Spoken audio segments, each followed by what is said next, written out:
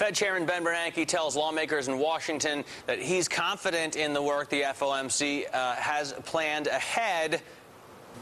The FOMC has been devoting considerable attention to issues relating to its exit strategy, and we are confident that we have the necessary tools to implement that strategy when appropriate. All right, for more on the chairman's exit strategy, let's go to Bloomberg editor-at-large Tom Keene. Tom, thanks for joining us.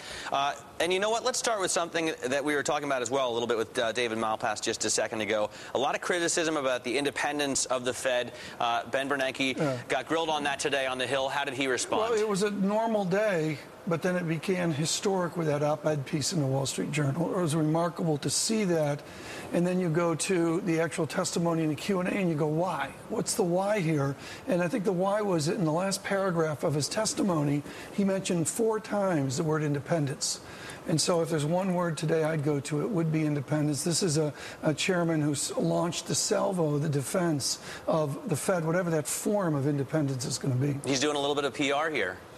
PR, but this is serious stuff. Economists take Fed independence very seriously, going back to 51 and the work of William McChesney Martin, which is considered to be the modern tipping point, if you will, of true Fed independence. There's been threats along the way, but the question is where from here with that expanded balance sheet? And you've got to believe that debate was engaged today by the chairman, and you'll probably see a big follow-up to this, not only in speeches of presidents and governors, but you'll also see it followed up at the Jackson Hole conference of the Kansas City Fed in August. All right. He also said that today that he wanted to demonstrate a strong commitment to fiscal sustainability, or that we should. If we don't, we risk having neither financial stability nor durable economic growth.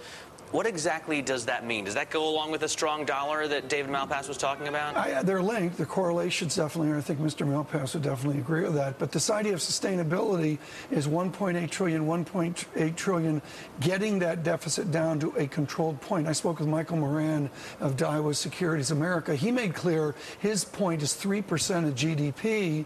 And if my math, can I figure out my math here? That's like 420 billion on 420 billion on the deficit. And so, you know, that's a long way from where we are right now. So bottom line, 10 seconds, Tom, the exit strategy really wasn't the main focus. The bottom line is David Malpass just left here and I think went over to the Apple store to buy an iPod to get that next quarter going. All right, we will continue to focus on that. Thanks very much for the segue. Tom Keene there, Bloomberg editor-at-large.